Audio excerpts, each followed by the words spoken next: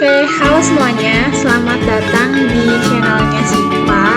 Nah, bagi kalian yang baru mampir di channel aku, kalian bisa subscribe dulu untuk mendapatkan informasi lebih lanjut seputar education, sharing session, dan lain-lain. Nah, di segmen podcast sharing session ini akan membahas mengenai biaya sebuah kesuksesan. Nah, tentu saja dalam sharing session ini aku nggak sendirian karena aku ditemani sama bintang tamu yang spesial. Siapa dia? Ada Levina. Halo teman-teman. Gimana kabarnya, Le? Alhamdulillah baik. Gimana kabar kamu? Alhamdulillah baik sekarang. Nah, Alhamdulillah. for your information ya, Levina ini baru aja rilis buku pertamanya loh, keren banget. Judulnya apa, Le? Judulnya Tuhan Tahu Kita Mampu. Judulnya Tuhan Tahu Kita Mampu. Terus masih pre-order ya, Le?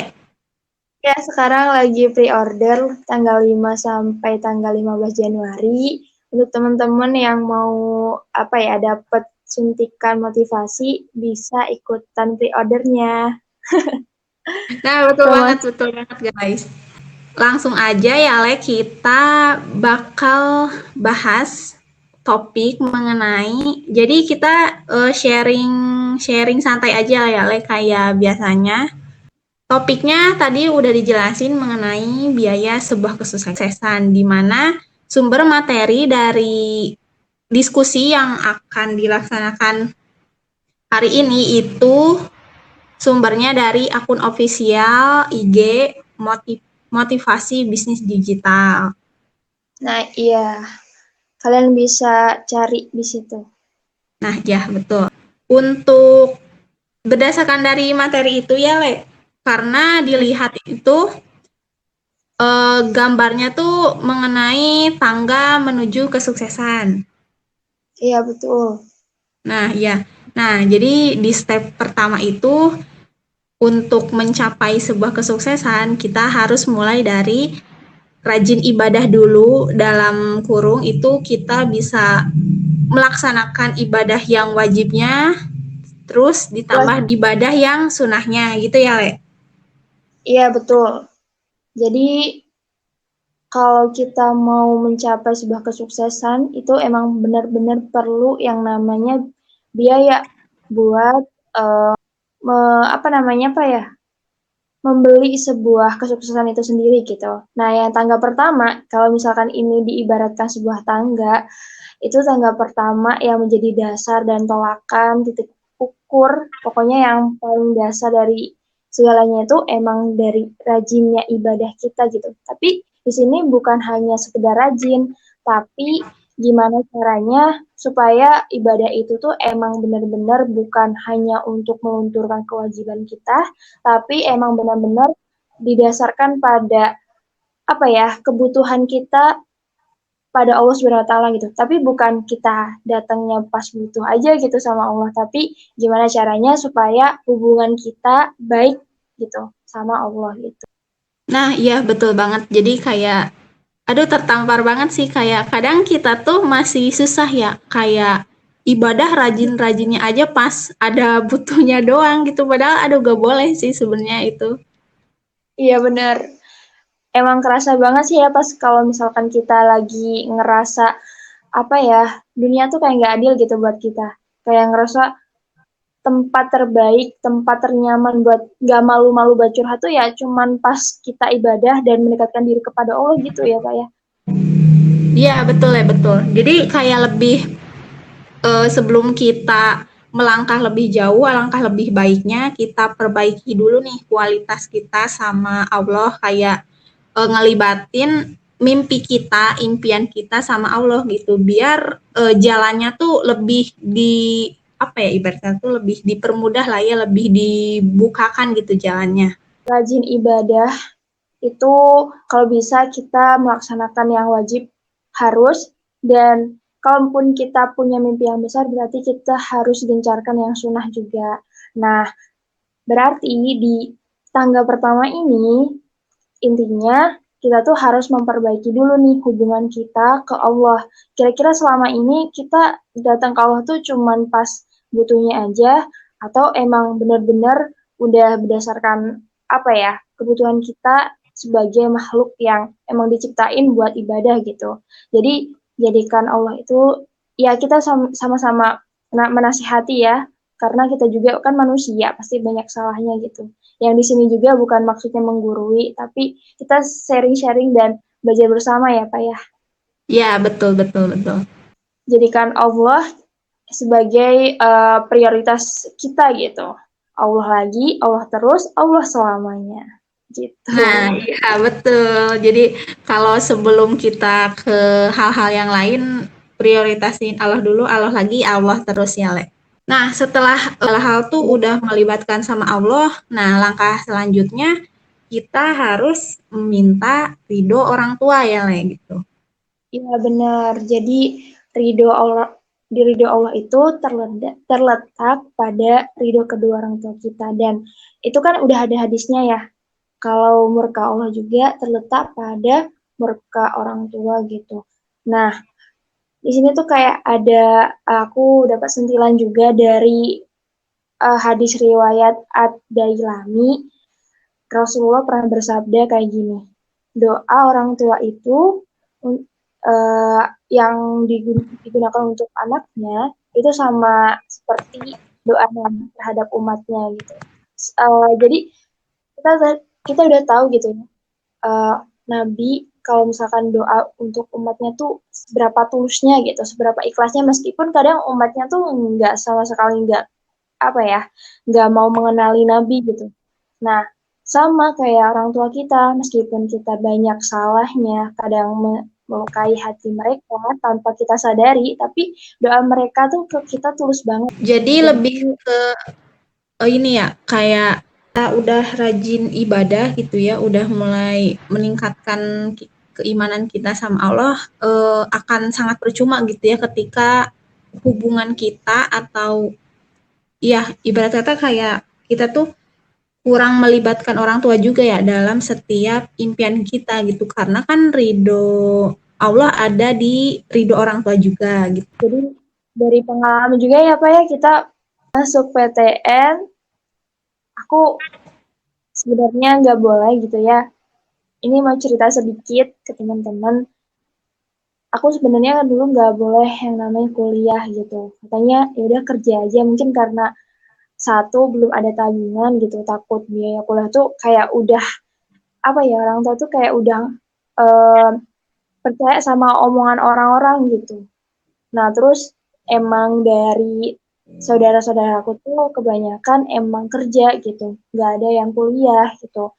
Nah terus akhirnya aku kayak punya motivasi dari guru-guru aku pas SMA gitu. Jadi aku punya tekad sendiri buat cari solusi biar aku tuh bisa kuliah. Dan alhamdulillahnya dari sekolah juga bisa ngebantu aku banyak hal pokoknya. Dan di situ emang aku kayak belum melibatkan ridho orang tua sih. Kayak aku tuh kayak berjalan tuh nggak ngomong dulu gitu ke orang tua, aku mau kuliah di mana, aku mau kuliah atau kerja, aku mau pilih jurusan apa. Kayak ibaratnya tuh orang tua tuh tinggal nerima jadinya gitu. Nah, pas waktu itu aku tuh bingung karena orang tua tuh kayak apa namanya, kasih apa, kasih solusi, kasih nasihat. Misalkan aku minta kira-kira aku kuliah di mana ya gitu, mereka tuh kayak ya udah terserah kamu aja gitu. Nah kan aku kayak nggak punya semangat sama sekali kalau misalkan cuma digituin gitu. Aku pengen kayak orang-orang, kayak teman-teman aku kayak diarahin gitu. Paling nggak ya udah kalau misalkan kamu punya cita-cita kayak gini ya kuliahnya di sini. Ya meskipun aku tahu sih orang tua aku tuh bukan dari pendidikan yang tinggi gitu. Jadi mungkin emang mereka nggak tahu menau gitu. Jadi wajar ya mungkin ya Pak. Jadi mereka kayak nyerahin segalanya ke aku gitu. Kalau misalkan kamu mau kuliah,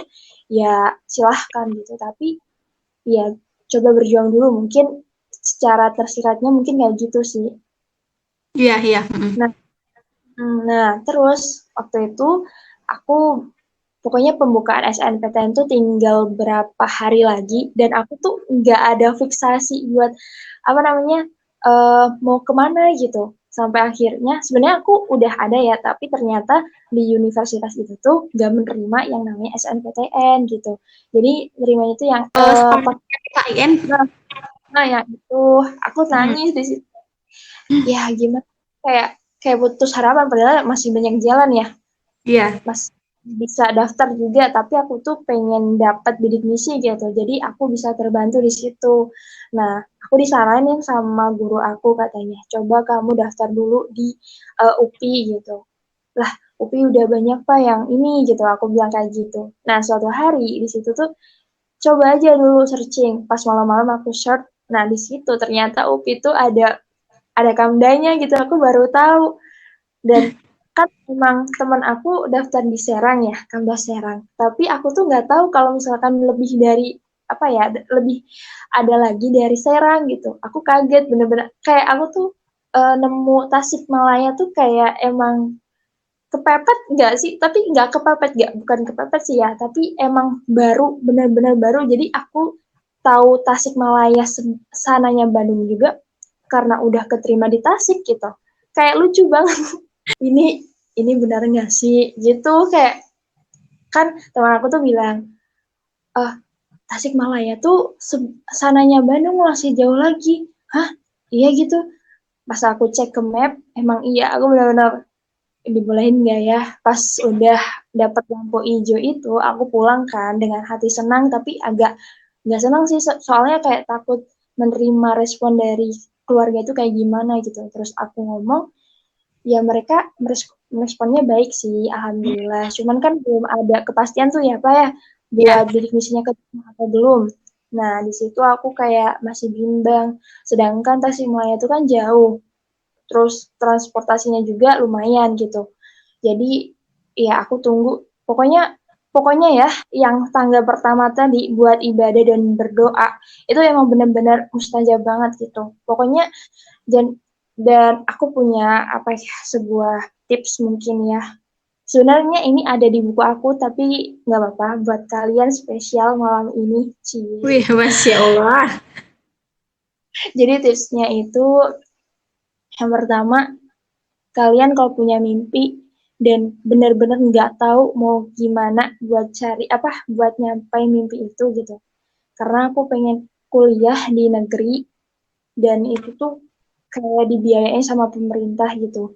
Nah, jangan lupa buat tahajud gitu. Yang pertama, pokoknya yang cara pertama itu tahajud karena emang benar-benar kayak doa ketika di sepertiga malam tuh kayak panah yang benar-benar mencapai apa sih gitu ya. Iya, ya. Nah, pokoknya gitu. Nah, terus yang kedua, emang sih karena itu juga kan kita UN ya. Jadi kayak belajar udah, usaha udah, kayak kita cuma menyerahkan aja nanti hasilnya gimana. Nah, kebetulan alhamdulillah banget gitu. Pas kelas 3 SMA, kelas 12 bukan kelas 3. Kelas 12 SMA tuh kelas aku tuh orang-orangnya tuh emang ambis deh kayaknya. Ambis Hmm. banget.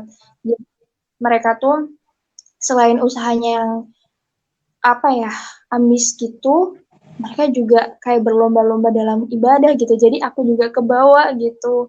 Jadi ya emang emang bener sih tangga yang pertama tuh emang harus kuat gitu. Kalau misalkan doa atau apa namanya ibadah-ibadah sunnah, ibadah-ibadah yang lain kita emang harus benar-benar tapi satu sih sebenarnya niat kita juga bukan hanya untuk mendapatkan itu gitu. Aku di situ ya pas tahajud tuh sebenarnya nggak tahu nggak serak gitu. Maksudnya belum serak ke Tasikmalaya gitu, ke UPI Tasikmalaya. Aku selalu berdoa aku pengen ke Universitas UIN Sunan Kalijogo di Yogyakarta. Iya, Tapi iya. kayak keinget gitu Pak. Di situ tuh kayak setiap aku berdoa, yang aku siapin tuh yang paling pertama Tasikmalaya. Cuman yang aku serekin di bukan di Tasikmalaya gitu. Dan aku baru keinget beberapa bulan kemarin. Oh mungkin ya pasti ini yang terbaik gitu kan ya. Karena kan kita nggak pernah tahu yang terbaik buat kita gitu. Aku juga minta ya yang terbaik aja ya Allah. Ya gitulah pokoknya. Nah pokoknya yang pertama itu tahajud. Nah yang kedua mungkin kita juga bisa kayak sholat duha, terus minta doa orang tua itu pasti. Terus dan yang ketiga itu ini apa namanya cari partner gitu. Jadi Ya, kita benar-benar butuh partner. Ya apa ya? Pasti IPA juga ngalamin deh. Gimana tuh pengalaman itu? cerita sedikit kayak aku tuh ikut berbagai jalur gitu lah menuju ke PTN itu ya. Dari mulai Mm-mm.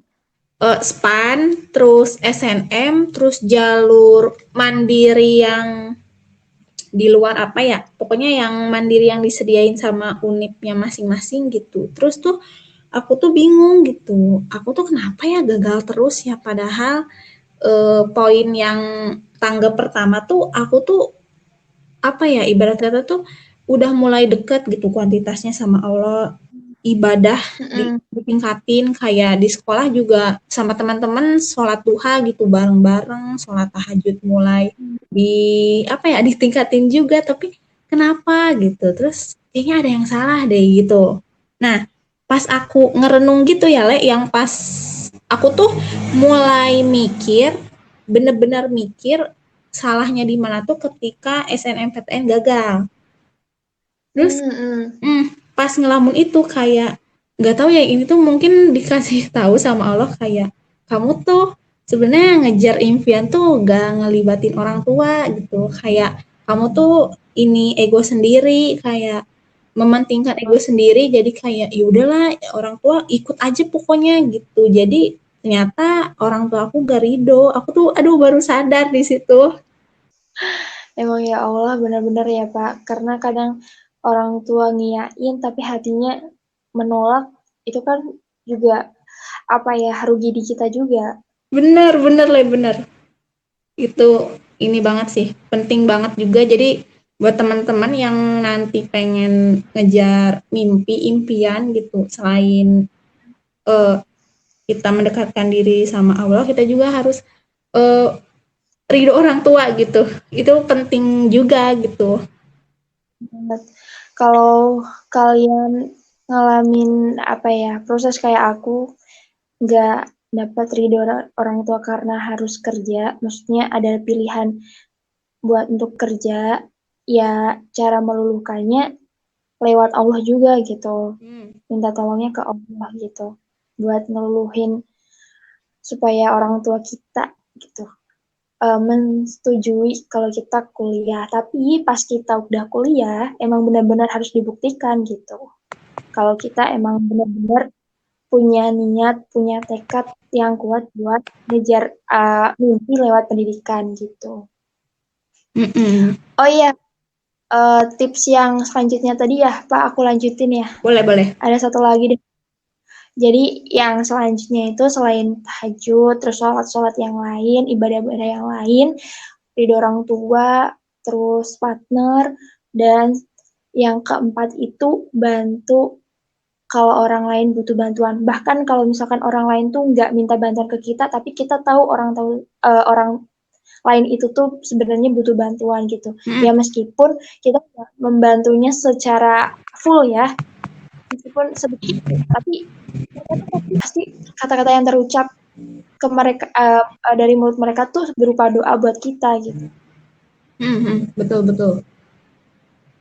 Nah, terus kalau misalkan kayak gitu, kita udah bantu orang lain, ya meskipun ya tadi nggak full, nanti Allah sendiri yang bantu kita untuk mempermudah urusan kita, entah nanti di apa ya, diperantarakan oleh orang lain. Misalkan nih di apa di jalan motor kita bocor gitu, dan kita nggak bawa HP, nggak bawa uang, nggak sama temen, tiba-tiba kayak ada orang nawarin kenapa neng gitu, sini sini sini, apa namanya, dikasih tahu apa namanya bengkel di sebelah mana, nanti ditolongin, kan kayak gitu tuh kayak nggak ada yang menduga gitu.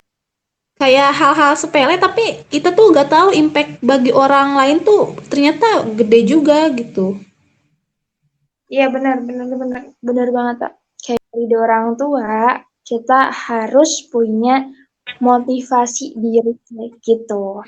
Jadi untuk motivasi itu kadang tuh datangnya secara tiba-tiba.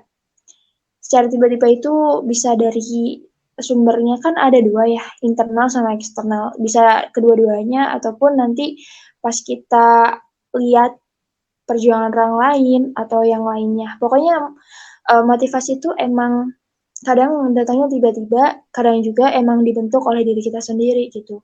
Sumber motivasi itu kan ada internal, eksternal. Nah, kalau misalkan kalian punya mimpi dan mimpi kalian tuh emang besar gitu, kalian usahakan buat tumbuhkan motivasi internal kalian dulu gitu sebelum orang lain memotivasi kalian atau mungkin sebelum kalian meminta orang lain buat motivasi diri kalian gitu. Karena emang penting kalau misalkan kalian cuma mengandalkan dari motivasi orang lain atau eksternal, itu hanya berlaku sementara menurut aku berlaku sementara gitu. Karena mungkin hari ini kita nonton YouTube-nya Kak Mary Riana atau Najwa Shihab gitu, kita kayak terbangun gitu, udah kayak apa ya, semangatnya tuh terbakar lagi gitu, tapi nggak menutup kemungkinan besok pagi kita udah lupa. Ya Kak. Bener, bener-bener ngalamin. Jadi kita tuh harus punya motivasi diri gitu. Maksudnya motivasi internal kita harus kita bangun jauh lebih besar dari motivasi eksternal gitu. Kadang memang kita butuh namanya motivasi eksternal gitu dari tokoh-tokoh hebat, dari orang terdekat, dari orang tua, dari lingkungan, pokoknya dari circle-circle kita gitu. Tapi ingat gitu, kalau misalkan motivasi terbesar yang harus kita punya itu emang motivasi dari internal diri kita sendiri. Jadi um, coba hadirkan motivasi internal kita, karena motivasi eksternal itu hanya berlaku sementara. Jangan tunggu orang lain membakar semangat dan mendorong kita untuk tumbuh. Tapi bangkitlah sesuai dengan tujuan dan impianmu.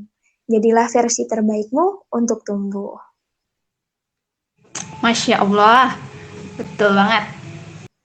Nah, terkait yang motivasi dari diri sendiri, itu bener banget yang tadi Lele aku setuju, kayak sebisa mungkin motivasi diri sendiri tuh harus kuat dulu gitu.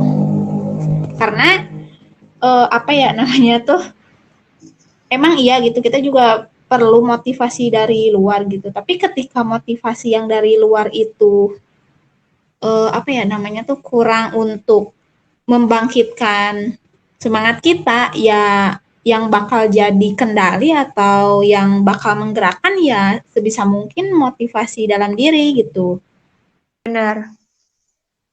Karena kita nggak bisa mengandalkan orang lain kan ya. Kita harus mandiri gitu. Karena kita bakal melewati hari-hari itu secara nggak sadar tuh dengan kesendirian gitu. Maka kita emang perlu yang namanya belajar buat dewasa dan mandiri. Tapi tanda kutip, kadang kita tuh belajar dewasa tuh sebenarnya kita emang belum berdewasa karena kita masih belajar. Ya wajar, karena proses belajar itu kan lama. Proses paling lama adalah proses belajar, nggak ada hentinya sebelum kita wafat. Nah, tadi kan yang benar ya yang kata Lele, secara gak sadar kita tuh ya emang apa ya, akan lebih banyak menjalani segala hal tuh sendirian gitu. Walaupun emang iya gitu, pada dasarnya kita tuh makhluk sosial gitu. Cuma ya yang tadi aku sebutin tadi gitu, kayak dikarenakan motivasi dari luar itu sifatnya sementara, jadi yang dikhawatirkan ketika kita terlalu bergantung kepada motivasi dari luar gitu. Ketika ketika motivasi di luar itu emang nantinya gak terlalu berdampak sama diri kita, ya nantinya yang dikhawatirkan kita apa ya, gak bisa ngemotivasi diri sendiri gitu. Kita nggak berkembang dan nggak bertumbuh, malah kayak ngedon ya. Jadi kayak malah kita tuh ada apa sih sebenarnya sama kita gitu, kayak bertanya-tanya tapi kayak ada masalah tapi nggak tahu gitu solusinya tuh gimana gitu, karena diri kita sendiri aja lemah buat motivasi diri sendiri gitu. Iya. Ya jadi gitu, pokoknya penting banget buat motivasi diri sendiri gitu. Itu tangga ketiga ya Pak ya. Betul. Hmm. Nah, untuk tangga keempat, kita lanjut ke tangga keempat. Nah, jadi gini teman-teman, kalaupun kita mau menggapai mimpi, terus kita punya harapan yang besar di masa depan, kita tuh harus punya tenaga energi yang benar-benar kuat gitu. Jadi kita harus menjaga yang namanya kesehatan kita gitu. Sebenarnya nggak harus apa ya, nggak harus berhubungan dengan mimpi sih, berhubungan ke semua aspek sih kalau misalkan kesehatan tuh.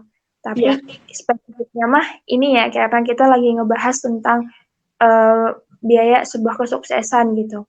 Jadi nggak udah nggak heran kalau misalkan mahasiswa atau orang-orang yang emang punya mimpi besar gitu, tidurnya tuh malam, waktu tidurnya tuh dikit banget karena mereka kayak khawatir gitu, daripada buat tidur mending aku gunain buat misalkan literasi atau searching-searching hal-hal yang bermanfaat buat besok misalkan, atau mungkin nyelesain tugas dan sebagainya. Pokoknya mereka tuh kayak lebih mementingkan apa ya, waktu tidurnya tuh bisa bermanfaat yang lain gitu. Tapi sebenarnya dari hal yang itu kita tuh punya waktu tidur yang normal dan ideal gitu buat buat nimbun, buat membentuk, buat menciptakan masa depan yang ideal juga gitu.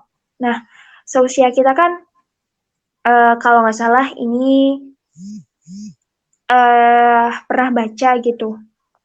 Seusia kita waktu tidur terbaik itu sekitar 7 sampai 9 jam. Nah, kalau kita tidur di atas jam 10, misalkan kita tidur jam 11, ya ini juga buat apa ya? Cambuk buat juga ya, Pak ya. Iya, Karena iya. kita juga nggak menutup kemungkinan nggak kayak gitu juga gitu. Nah, itu di atas jam 11 tuh udah nggak baik sebenarnya ya, karena emang kita udah menzolimi kayak memotong waktu istirahat kita.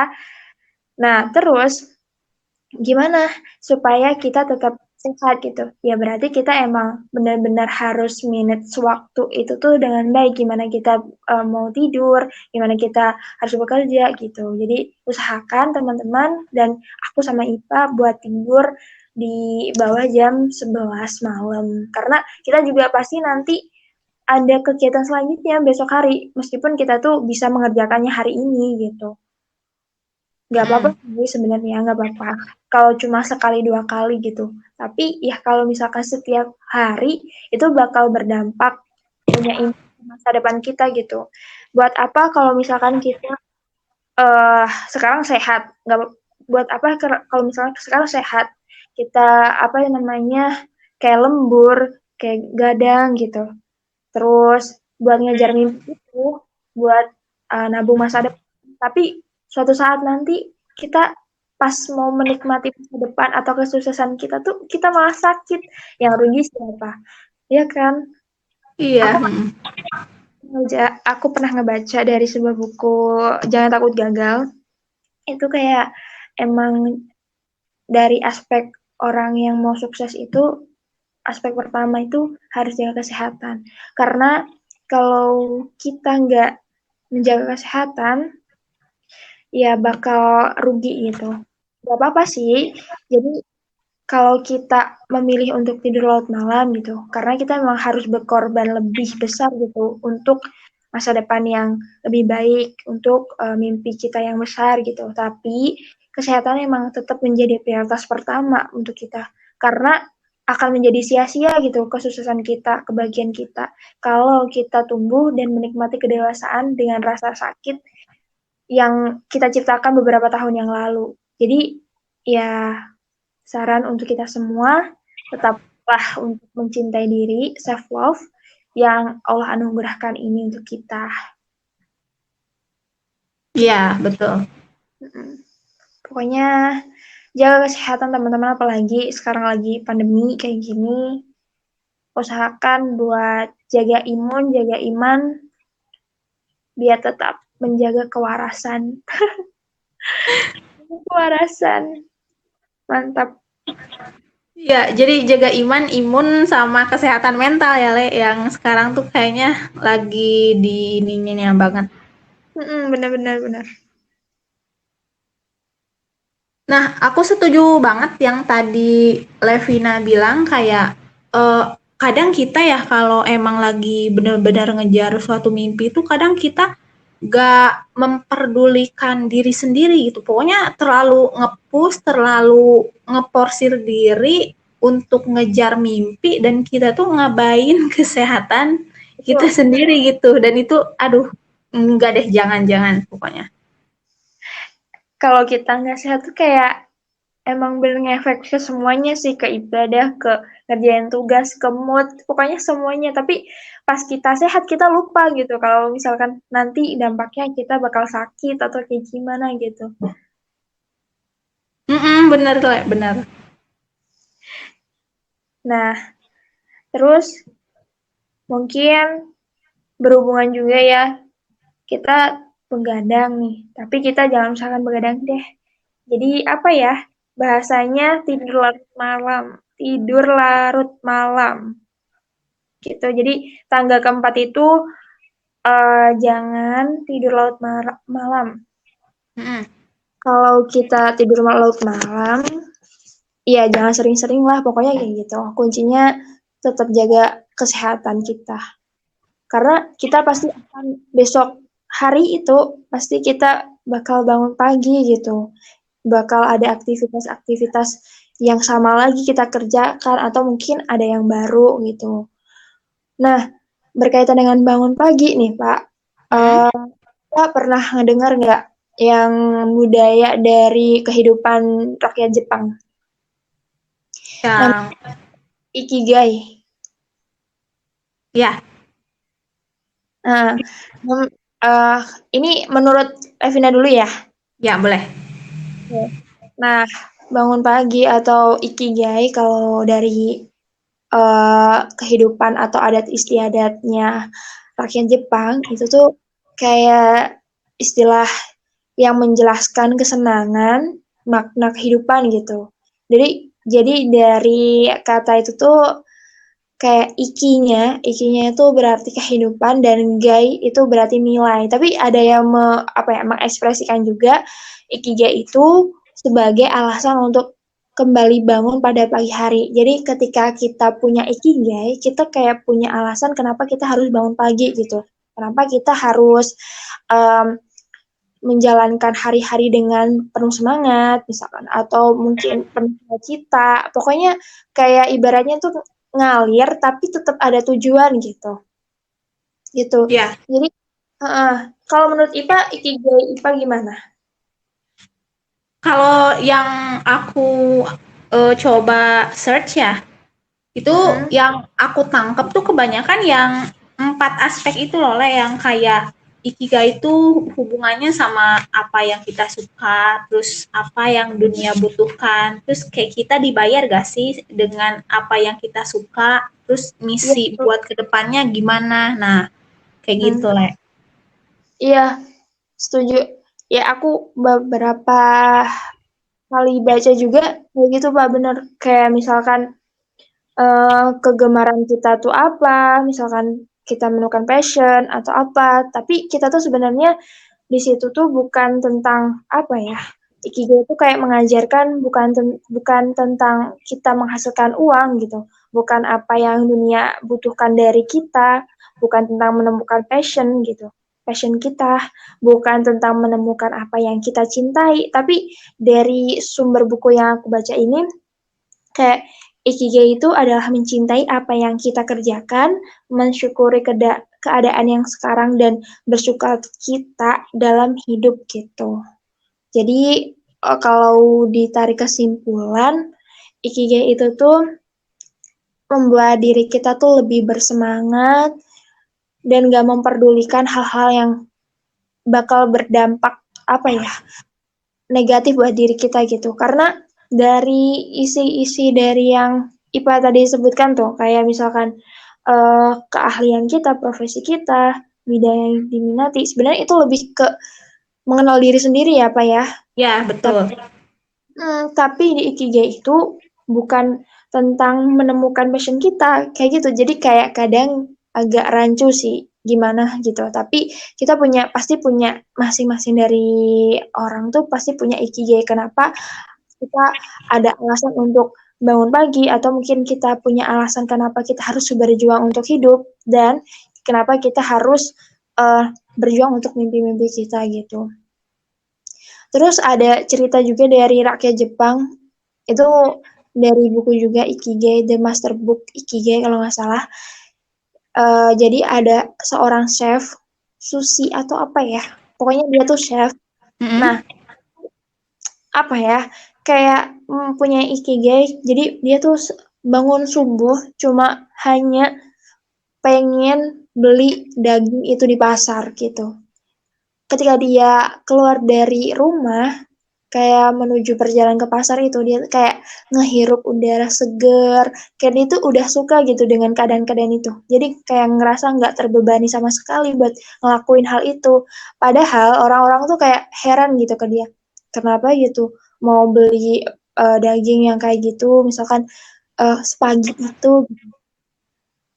Tapi dia punya alasan sendiri gitu buat menentukan hal itu gitu karena emang benar-benar si ikigai itu emang benar-benar kalau misalkan diri kita udah sadar dengan ikigai kita benar-benar tertuju dan ngerasa hidup tuh ya penuh arti gitu. Iya, bener-bener.